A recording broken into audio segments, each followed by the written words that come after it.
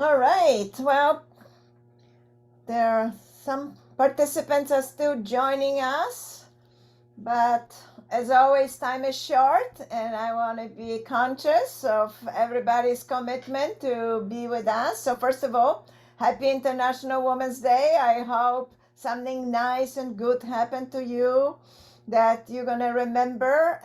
I can tell you what's happened to me, which is really funny actually, as a good feminist. But about a year ago, my cooktop, there was a gas leak, and they came and they turned off. And since May of last year, I was not able to cook on the cooktop. So what's happened today? They install my cooktop. So here it is, the feminist. I can go back to the kitchen and cook. So happy Women's Day. It's just one of those stories. The guys who are putting it together said, "Oh, this is our present for you." But I mean, they were joking. I knew it. But anyway, all right. So on that note, good morning, good afternoon, good evening, and welcome to everyone to our APRU Asia Pacific Women in Leadership Mentoring Program, the workshop on intersectionality walk. My name is Joanna Regulska. I'm the Vice Provost and Dean of Global Affairs, and I'm also a faculty member in the Department of Gender, Sexuality, and Women's Studies here in UC Davis. And happen to that I'm also the co-chair of APWiL. And you will hear from the other co-chair, Yvonne Lim, who is there, and you'll hear from our fabulous team, Chelsea and Kimberly, and then Jackie joined us back again. And so it's a wonderful reunion, and I'm very, very grateful to everyone who has been contributing over the years to the program. We are actually, I think, thrilled to gather together today on this International Women's Day, and to really think about new perspectives and find ways to advance gender equity, diversity, and inclusion. And on this day, sort of celebrations, but also maybe thinking and reflecting, I think it's really important for us to experience different perspectives, to really understand what intersectionality means, hear the voices of diverse groups and diverse individuals and population, and really reflect on multiplied forms of the discrimination, oppression, marginalization. So it's a good part, but it's obviously revisiting something that we don't like, for sure. We look forward to what we can learn today from this event, and especially of the fascinating intersectionality walk. We are very excited to share this program, which was developed by the Science in Australia Gender Equity, to really help us to see the complexity of identity that can disadvantage people. We have many markings of identities, and all these different markings play out differently in the different contexts, join together and more powerful or contradict each other. So it is a very flexible but yet a very complex context within which we are operating all the time. And today's agenda will have several pieces. So we have a short lecture on intersectionality from Professor Akio Ito Kuda. Then we will have the intersectionality walk, which will take about an hour, led by Derli Matteo Babiano, who is a professor associate professor and dean in Melbourne School of Design. And there will be a breakout room discussions. So we can really see and learn and talk to each other about how women succeed through these different types of experiences. And this is also our networking event, so very important to us, because we hope that through the APWiL program, we actually developing some networks connections between all of us. So without further ado, I want to introduce our host for today's event, Professor Akio Okuda, who is the Vice President for Student Affairs and Equity, Diversity, and Inclusion at Keio University. And Dr. Deli Matteo Babbiano, which I already mentioned, is Associate Professor and Associate Dean in Diversity and Inclusion at the Melbourne School of Design, University of Melbourne. As a director of Office of Equity, Diversity and Inclusion, Professor Okuda has promoted actually various initiatives for the entire Keio community, including both staff, faculty, and students. And she also coordinated workshops and moderated events at Keio that really aim to foster awareness about gender inequalities. Dr. Matteo Babbiano is a passionate, as you'll find out, about what can we do about these deepening inequalities that are so inherently attached to public spaces, to transport, to many other elements in our urban and rural spaces, but in particular for women and girls. And she has convened the Women in Transport Leadership Network, where she's very active. And she also is a member of the award-winning Place Agency. She has delivered several placemaking workshops, leading actually to very productive collaboration to advance the real solutions. That's always what we want, but also opportunities for positive place-based change. So without further ado, I'm going to turn over now to Darlie. So thank you so much, and we're looking forward to learn more. Very exciting. Yeah, thank you very much, Joanna, for that wonderful introduction to both of us. And of course, I would like to thank you and your team for this opportunity to share our knowledge and experience, but also to learn from all of you. So I think I just wanted to also touch on the important theme for this year, which is embracing equity. And this is the campaign for this year's International Women's Day.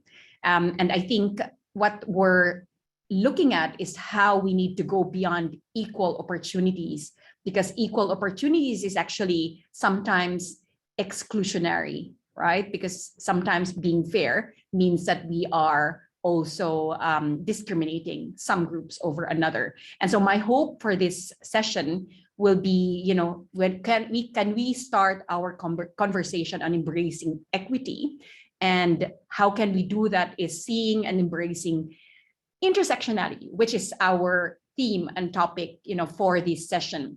And as we all are leaders in our own right, in our own institutions, and we will become champions of change, let us ask ourselves, why does the diversity of experience matter, right? So through this intersectionality walk, what we really want to understand is that what's the diversity of experience of individuals who are unlike us, who are different from us. And then once we have a better awareness of that, what kind of resources and opportunities do we need to cultivate to reach equal outcomes for all? And how we can shape, of course, a more diverse and inclusive workplace where all of us could thrive. And without further ado, I'd like to welcome Akio, Professor Akio Okuda, who is Vice President of Student Affairs and Equity, Diversity, and Inclusion at Keio University. And Joanna already introduced Akio.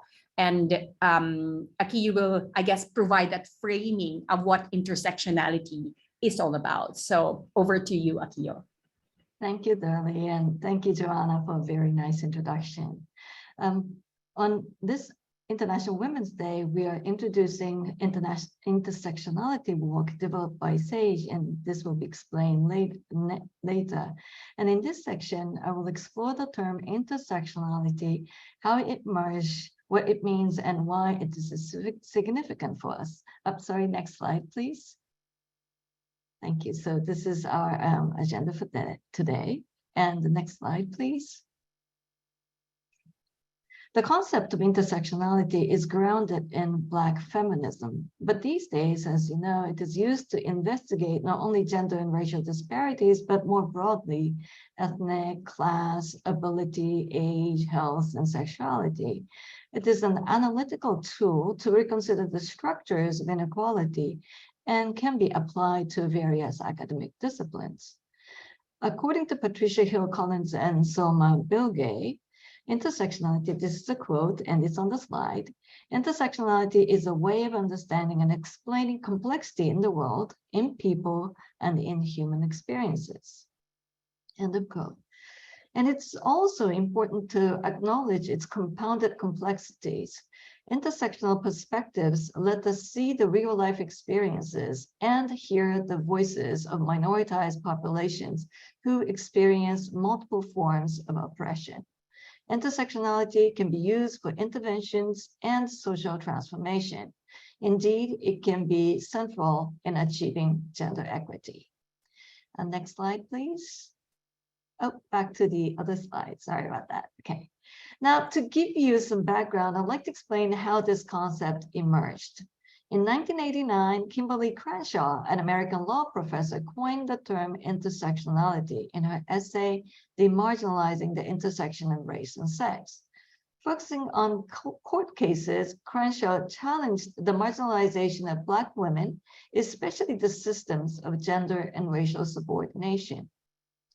Crenshaw also established how the political and social systems framed identities as separate and isolated.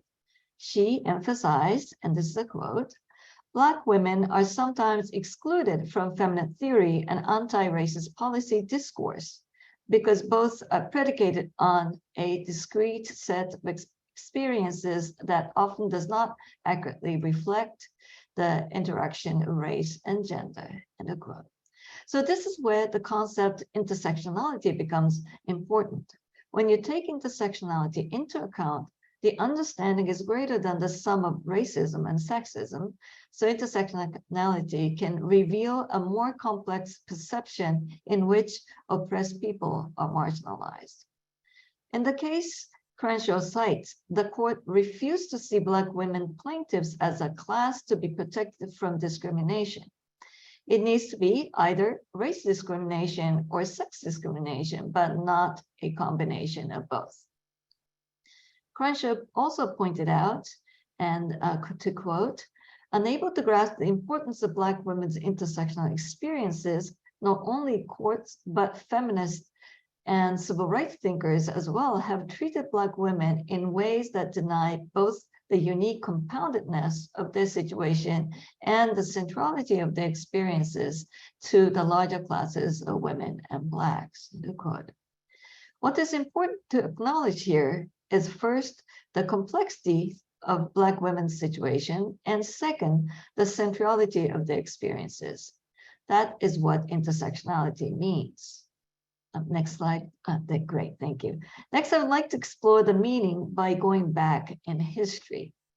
Collins and Bilge in 2016 suggested that the concept of intersectionality did not originate from Crenshaw, but rather emerged through within the tradition through social movements of the 1960s and 1970s. Crenshaw too places herself within the tradition of African-American activism. So Black women of the period brought themselves to the center and voiced their own experiences. For example, the Combahee River Collective is one such movement that linked Black women's liberation with reconceptualization of the society. While Black feminism is a base of intersectionality, around the same period, I would like to mention Chicana feminism and grassroots movements were also a part of the emerging concept of intersectionality. Gloria Anzaldúa offered a theory that focused on the borderlands and the complexities of multi-layered identities, which was also one. Okay, next slide, please. In 1984, Bell Hooks referred to the idea of intersectionality in her book, Feminist Theory from Margin to Center. Her critique of the women's liberation movement was that it was primarily relevant for privileged classes of women. Her concern was to bring the more impoverished and marginalized people facing gender, race, and class inequalities to a more centralized focus. Her theory intended to provoke and shift the paradigms to bring about social transformation. That is to say, those who live at the center rarely have knowledge and awareness of the lives of those who live on the margin. Hooks offers an inclusive framework that recognizes the complexities of human experiences, which is another way of expressing intersectionality. This brings me to my next point, the significance of the concept of intersectionality. Through its lens, we see the compounded subjugation of the most vulnerable people in our society. In her 1991 essay, this is her second essay, Mapping the Margins, Crenshaw notes how women of color tend to be disadvantaged with poverty, childcare responsibilities, and the lack of job skills. When supporting such women, intervention strategies must take into account the backgrounds and different obstacles that they face. Even support services often reproduce the marginalization of women of certain backgrounds by adopting policies and priorities that disregard the particular intersectional needs of women of color, for example. Crenshaw talks of non-English speaking victims of domestic violence who were not admitted to a shelter and thus did not receive the needed protection afforded to other English speaking women. According to Crenshaw, we must make the most affected visible and hear their voices. Social transformation can only happen when we focus on disadvantaged people's compounded inequalities. Next slide, please. Back to the other slide. Anna Julia Cooper, another Black feminist, published A Voice from the South in 1892. Her analysis of Black women's experiences of oppressions identified at the intersections of class, gender, race, and sexuality. Cooper insisted Black women with a unique position in society can significantly transform such oppressive systems. Criticizing Black men for claiming to speak for the race, she asserted, and this is a quote, "Only the Black women can say when and where I enter. Then and there, the whole race enters with me." Okay, next slide, please. So in conclusion, intersectionality is a powerful tool that lets us see the complexities of inequality. The concept questions structures of domination, generates activism that would change society's norms and expectations and leads to social justice. Crenshaw closes his essay with, and I quote, "The goal of this activity should be to facilitate the inclusion of marginalized groups for whom it can be said, when they enter, we all enter." Okay, next slide, please. Okay, so with this background information in mind, on this International Women's Day, I hope your experience of intersectionality walk will deepen our understanding of the complexities of inequalities and how we can bring about equity in our own societies. Okay, thank you. Back to Dorley then. Thank you. Thanks, Akio. So before I start my part, may I call on Chelsea to take our group photo, and may I also request for all participants and speakers and organizing team to open their videos if you prefer to do so. Thank you. Yes, thank you, Darilee. Everyone who feels comfortable, please do turn on your cameras and smile. I will take a series of photos, so please hold with me for a couple minutes.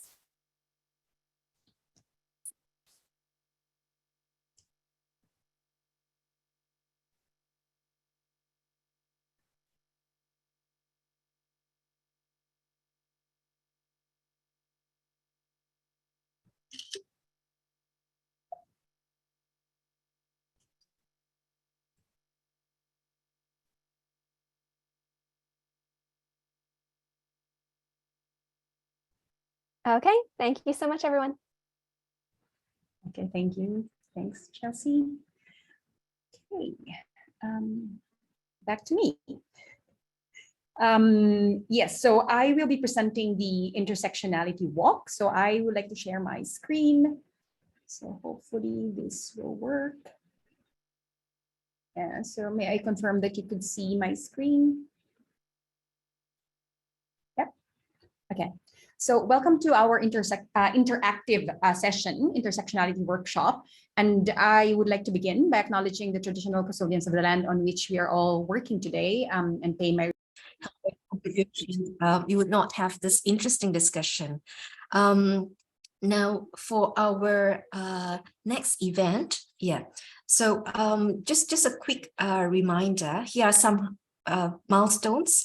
Now, beginning of April, the Secretariat will be reaching out to request that you complete your mid-year progress assessment in the mentoring agreement.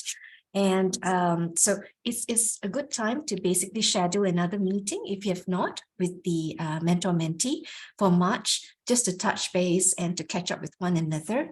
And do save the date for our next workshop, which will be on May 9th, 6 p.m. or May 10th, that will be 9 a.m. So more details will be released very soon. So thank you, everyone, once again, and a very happy International Women's Day. Wishing you all a great day ahead. Yeah. Thanks, Yvonne. Yeah.